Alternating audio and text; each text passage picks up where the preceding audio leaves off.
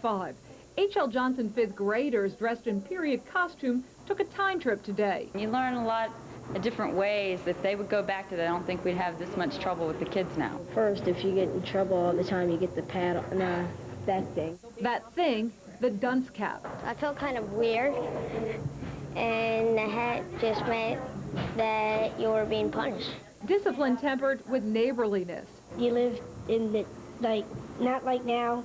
A bunch of friends live in other neighborhoods a couple miles away, but here everybody's just really close. Believe it or not, they were ready to tear the schoolhouse down a few years ago. Then they moved it here to the fairgrounds in Yesteryear Village for restoration.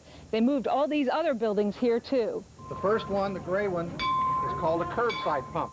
Each is being slowly restored. The whole idea of Yesteryear Village is to educate future generations about Florida's past. The schoolhouse will remain the centerpiece. Other children are being invited to step back in time and experience Florida's history firsthand. Joan Murray, PBF News. If you want to check out the old schoolhouse and the entire Yesteryear Village at the fairgrounds, you can see it this weekend. Pioneer Days runs through Memorial Day. In national news, a surprising study on euthanasia and... They forged Florida's history with fire and steel. You're looking at a live picture from the South Florida Fairgrounds, and up next, we'll let you test your mettle with some pioneering blacksmiths.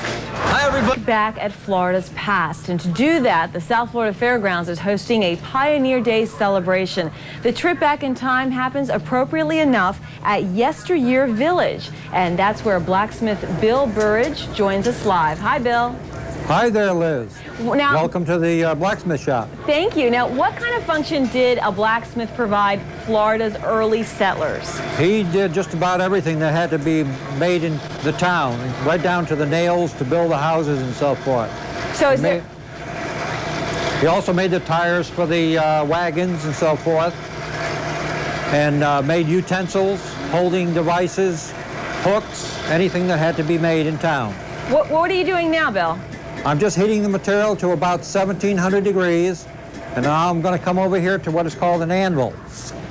And that's my workbench. Oh. Now, is there still a need for blacksmiths now? Well, most of it is decorations and home use, gates. They call some of them fabrication shops, but they're actually a blacksmith operation.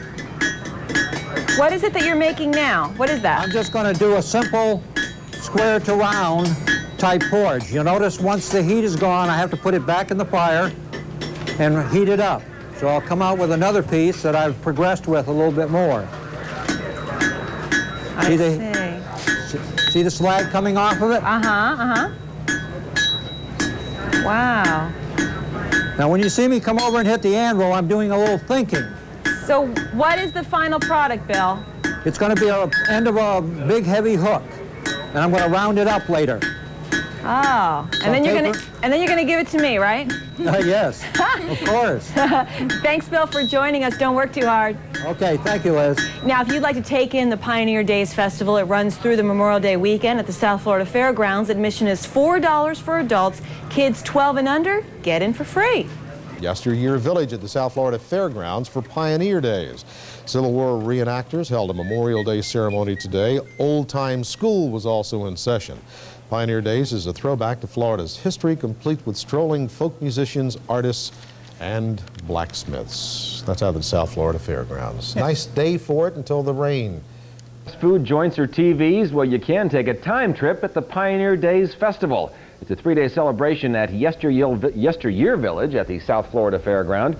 A trip down a very long memory lane where there are some scenes from the Civil War period, including the execution of a camp cook who burned breakfast.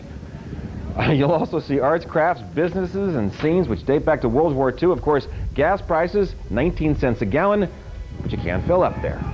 That's it for now. We'll be back tonight at 11 o'clock with more news. Hope you can join us then.